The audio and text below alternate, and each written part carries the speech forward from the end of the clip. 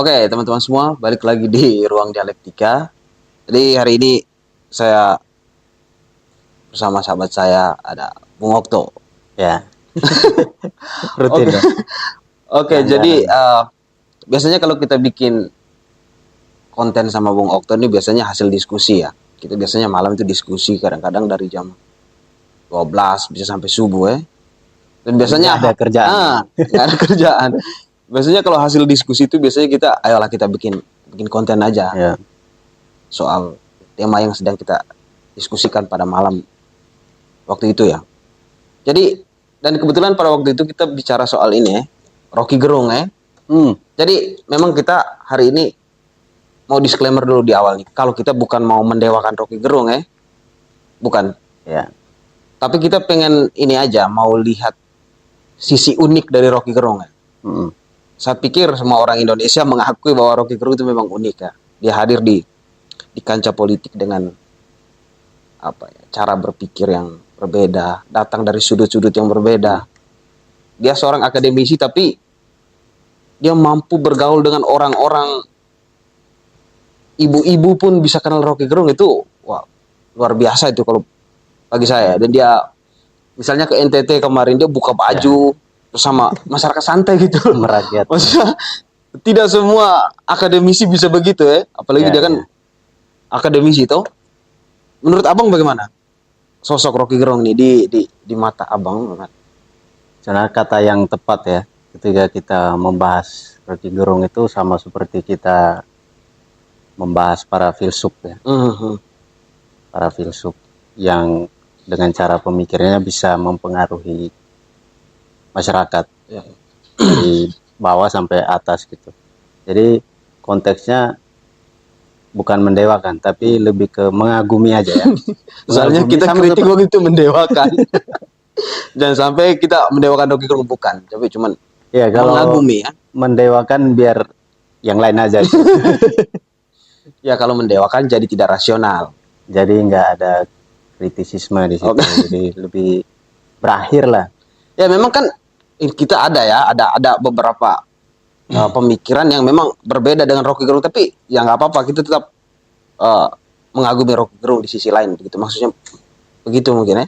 Iya kan, kalau konteksnya filsuf ya, satu filsuf pasti mengkritik filsuf sebelumnya gitu. Jadi dalam konteks seperti itulah kita Oke, oh ya ya. membahas Rocky Gerung.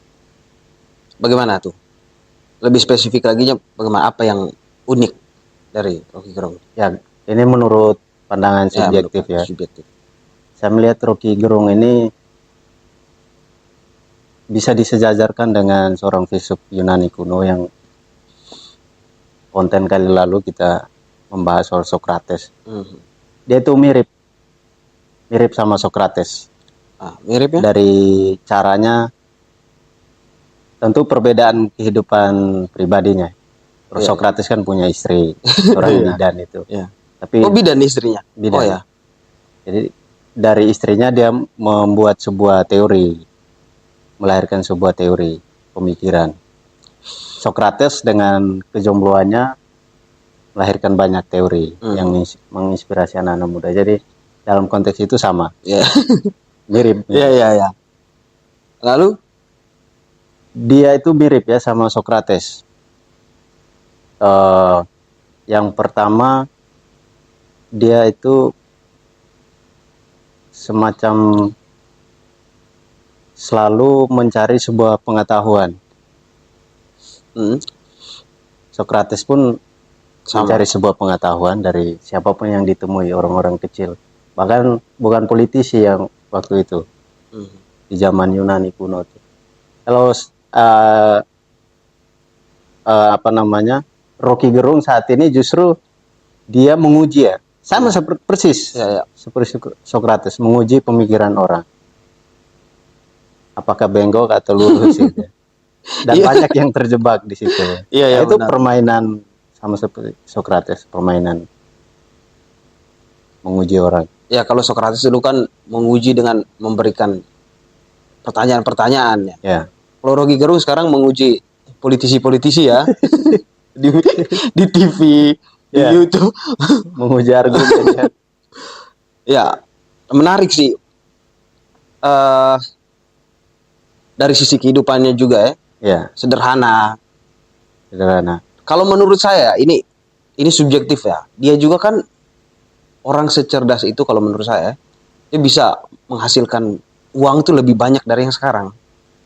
Kalau dilihat dari rumahnya sederhana, kayak di pondok aja gitu kecil, ada tempat Bogor sini. diskusinya. Maksudnya dia tuh pasti banyak ditawarin oleh istana katakanlah begitu ya.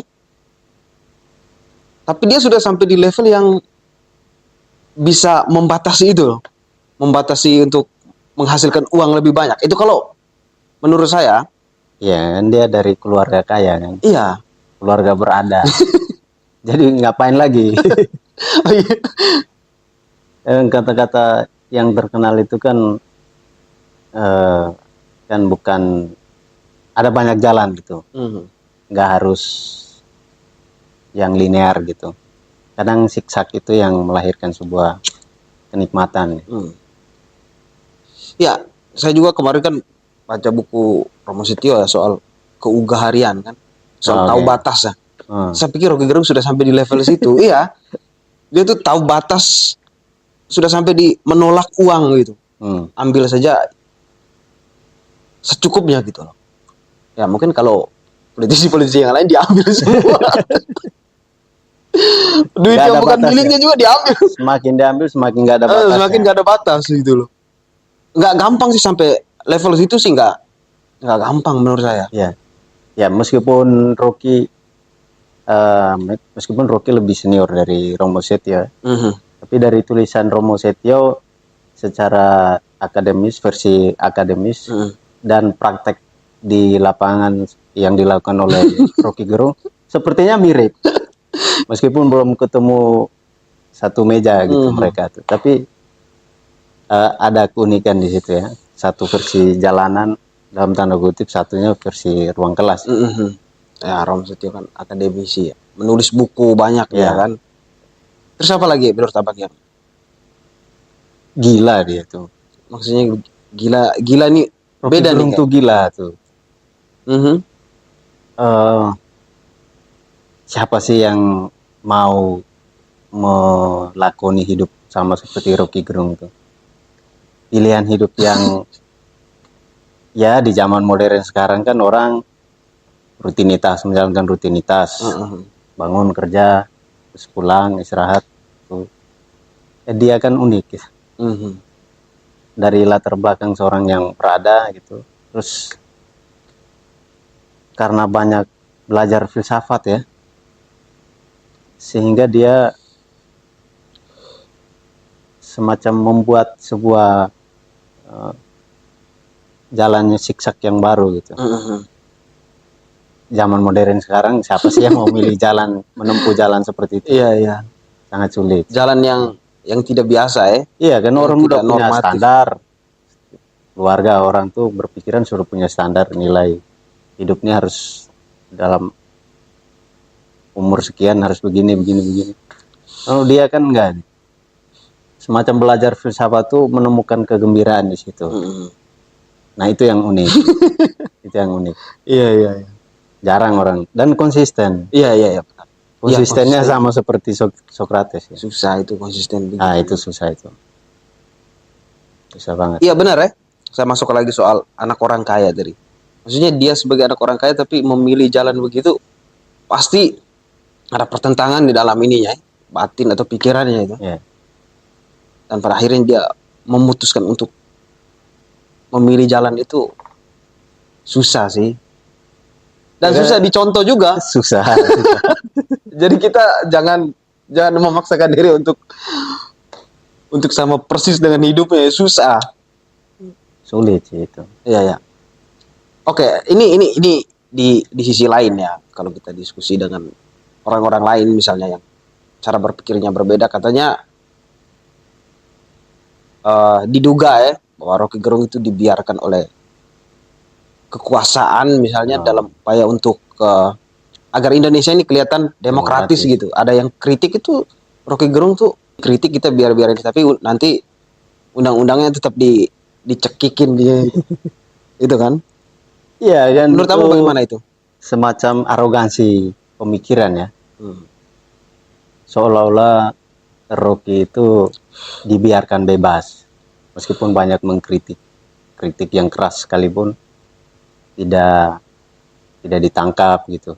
Beda seperti orang-orang lainnya, orang-orang kecil misalkan ya, yang langsung diperkarakan gitu.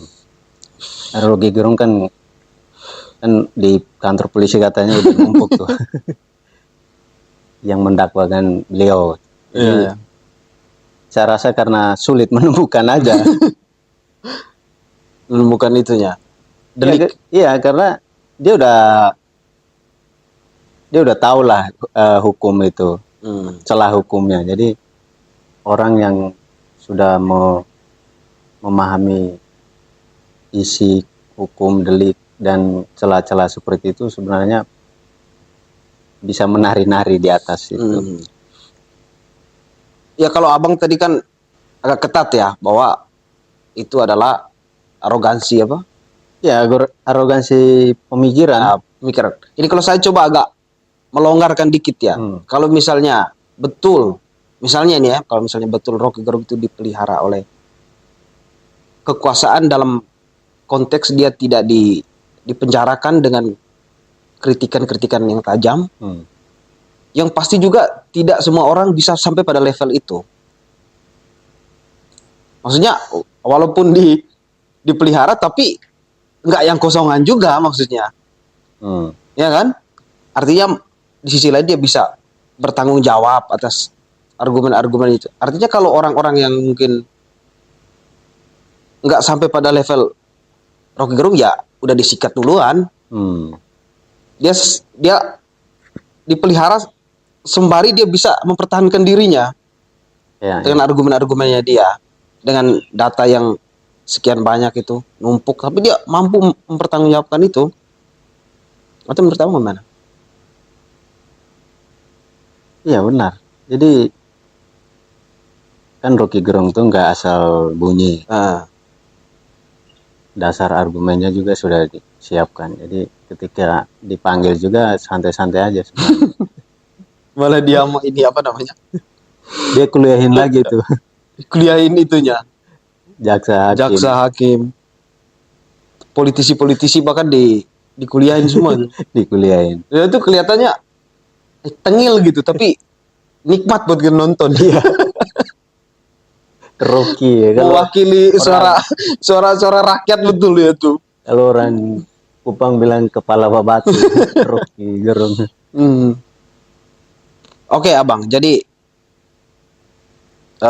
saya sudah siapkan beberapa semacam potongan videonya Rocky Gerung lah, yang menurut saya menarik untuk kita beri komentar lah.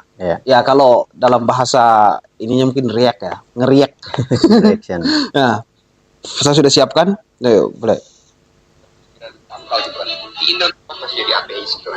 Di Indonesia, pelajaran filsafat itu diberikan semester-semester akhir, bahkan dasar yang sangat pendek. Di Prancis itu anak SMP udah diajarin filsafat. Jadi dari awal mereka, filsafat itu sebetulnya adalah kemampuan untuk menginterupsi argumentasi, memotong argumentasi supaya bisa dicari jejak awal dari argumen Anda apa itu. Jangan udah panjang ternyata jejaknya palsu, akarnya akar serabut. Kita mau cari akar tunggangnya tuh, yang memegang ke tanah itu. Oke, jadi ada 2 poin di sini. Yang pertama di Perancis misalnya dari SD tadi ya. SMP. Dari SMP sudah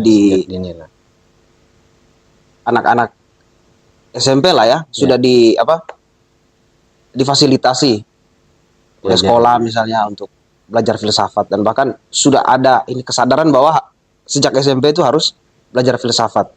Dan yang kedua, soal filsafat adalah salah satu upaya untuk menginterupsi argumentasi ya, mengecek argumen apakah ini akarnya sudah benar atau belum. Dibilangkan jangan sampai sudah jauh kita berpikir ternyata akarnya salah gitu. Ya semuanya salah yang pasti kan. Menurut abang bagaimana menanggapi 2 poin ini tadi? Ya secara realitanya memang di Indonesia ini filsafat itu bukan suatu mata pelajaran penting di Atau sekolah memang ya. tidak pentingkan ya. Tidak pentingkan ya. Iya. Ya sangat prihatin. Ya. Kalau di luar kan orang dari SMP sudah belajar berpikir kritis. Bahkan guru masuk ke kelas itu sudah menyiapkan sejumlah jawaban. Apapun jawabannya murid siap bertanya gitu. Iya, iya. Kalau di kita kan enggak. Jadi masuk harus Ada PPT. ada PowerPoint dulu. Terus kita baru diskusi gitu. Kita terbiasa untuk melatih argumentasi kita ketika masuk ke kelas itu. Semacam di dalam ruangan itu suasana diskusinya kurang gitu. Semacam kita kosong dari luar masuk ke dalam Dengar. terus diisi. Itu yang keliru tuh. Oh, ya kita datang dengar Dengar baru terus pulang. Iya, pulang. Harusnya kita datang udah siap. Nah, kadang-kadang gitu kita kan juga melihat dosen hanya sebatas itu. Kadang ke kita juga tuh. Harusnya nggak ada dosen kita baca. Ya ngapain? Ada dosen kalau hanya seperti itu. Justru karena kita sudah baca dari kos, dari rumah, masuk kelas itu untuk bertanya, menguji pemikiran kita, apa yang kita baca itu. Itu menariknya di situ. Nah itu yang nggak ada di Indonesia, suasana diskursus seperti itu. Ya, ya. Memang kalau belajar filsafat itu kan efeknya kita suka mempertanyakan sesuatu ya. Ya. Kepo kita bertanya. Bahkan pertanyaan-pertanyaan yang kadang-kadang nggak penting gitu, tapi ketika kita mencoba menjawab ternyata nggak bisa jawab. Misalnya gelas. Ini kita tahu ini gelas gitu, tapi kalau ditanya lebih lanjut tentang gelas belum tentu kita bisa jawab. Ini gelas sih terbuat dari apa, bagaimana prosesnya, fungsinya apa, apakah cuma mau minum air atau fungsi yang lain. Itu kan belum tentu kita bisa jawab ya. Iya. Gitu kan? Dan dosen atau guru pun kan menghindari banyak pertanyaan yang dijadikan PR. Dijadikan PR. Kacau. Dan saya teringat ketika membahas ini tuh, jadi Rocky Gerung ini pernah ke Flores ya. Dia ngajarin anak-anak kecil di sebuah gubuk gitu. Terus dia bertanya ke anak muridnya, apa bedanya lukisan tentang pohon dan pohon? Oh iya, ya. Terus anak itu menjawab, anak kecil itu.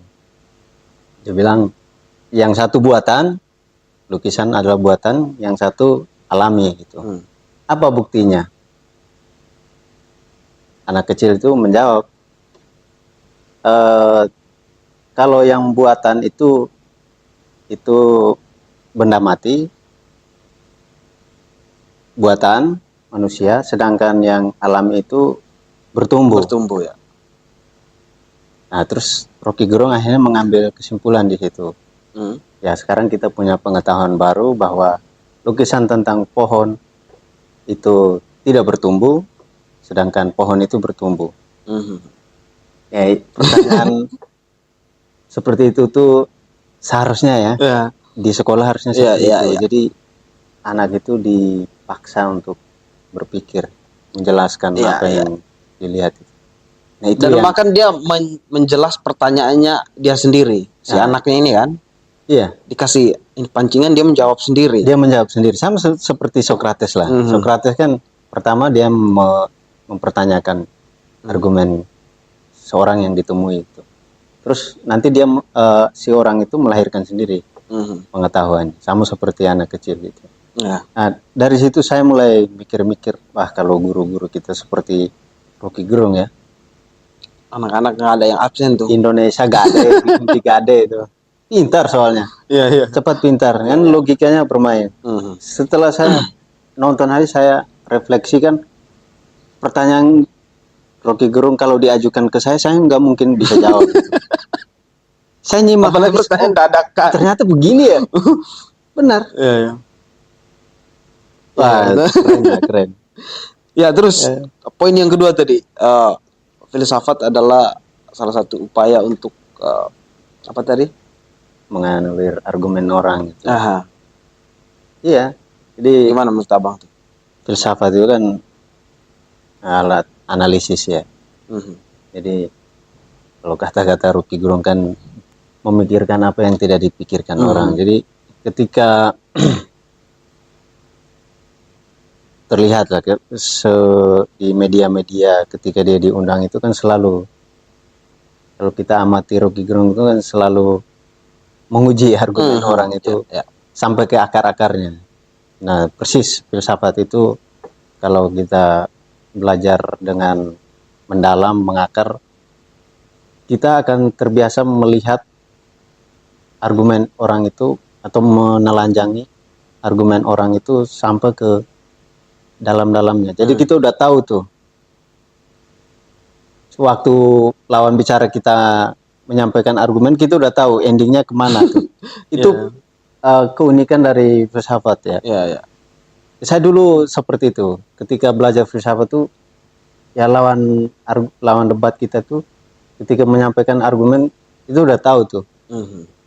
Dan kita bisa lihat ya, kalau konteks seperti Rocky Gerung ini, dia bilang kita bisa membedakan mana yang berretorika aja, mana yang berdialektika gitu. Bedanya gimana tuh?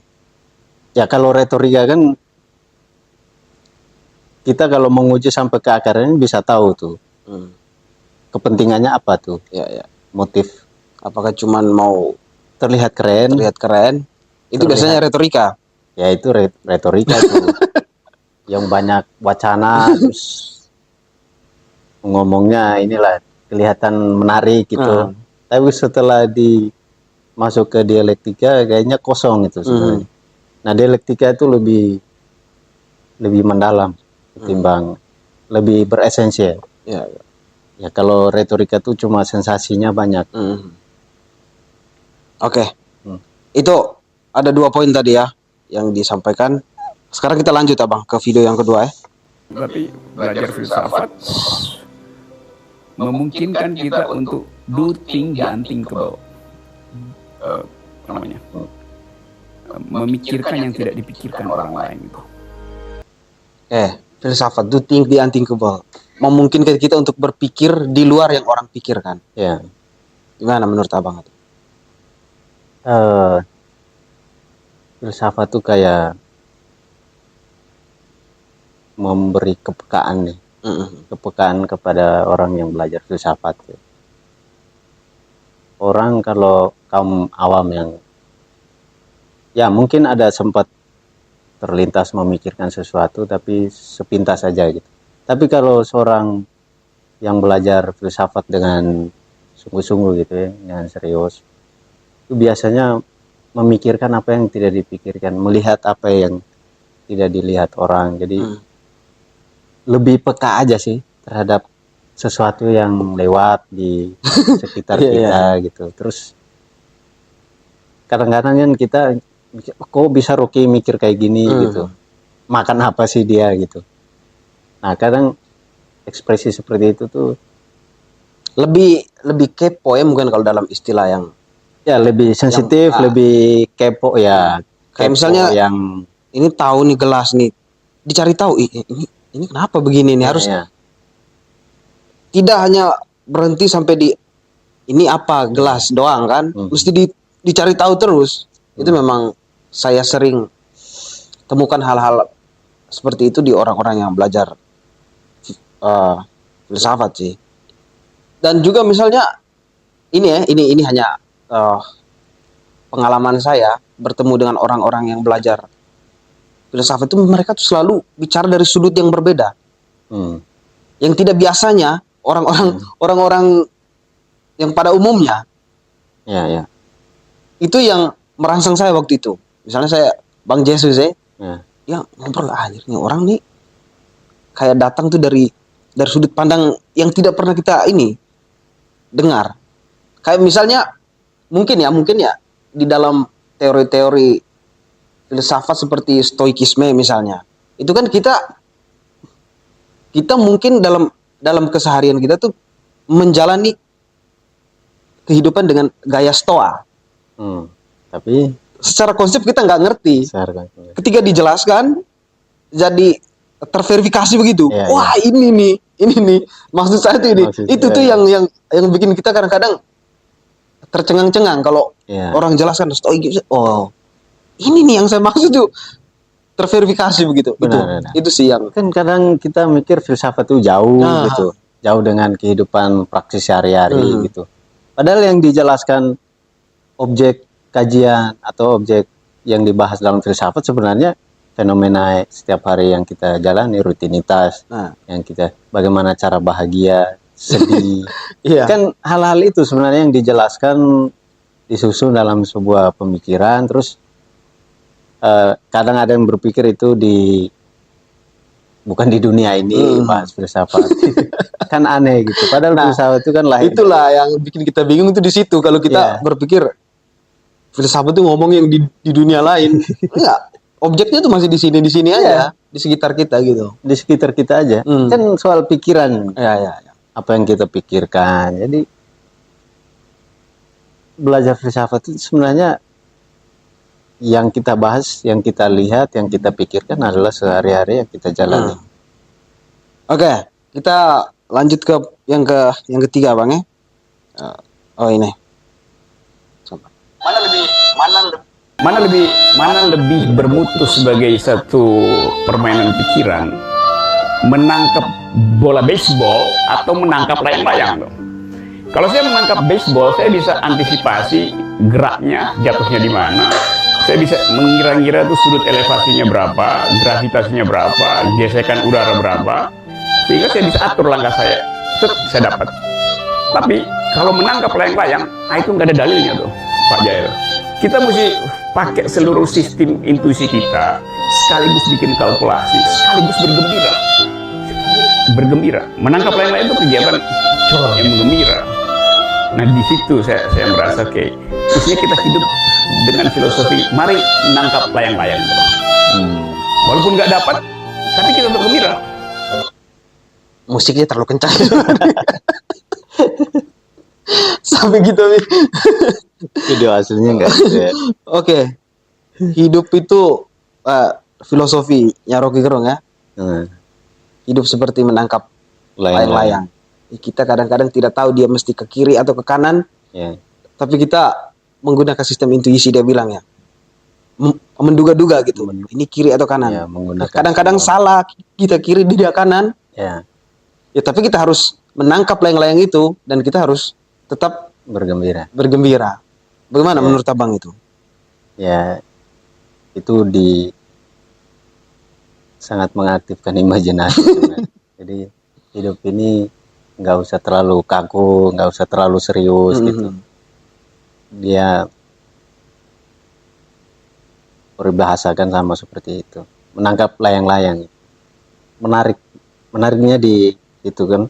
Kalau dia membandingkan dengan menangkap baseball atau main pingpong gitu kan.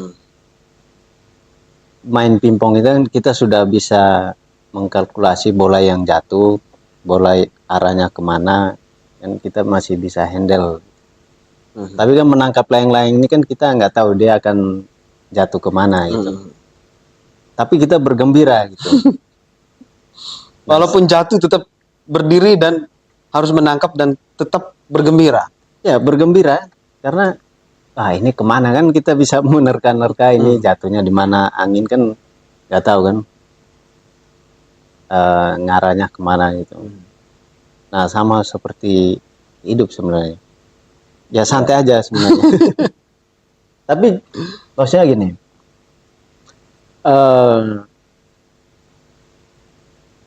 Dari benang merah yang saya tangkap dari Rocky Gerung, memang ujungnya di sini prinsip filosofi hidupnya Rocky Gerung ini, hidup itu seperti menangkap layang-layang. Sama seperti dia bilang hidup ini tidak perlu harus linear gitu. Kadang siksa itu juga menimbulkan kegembiraan.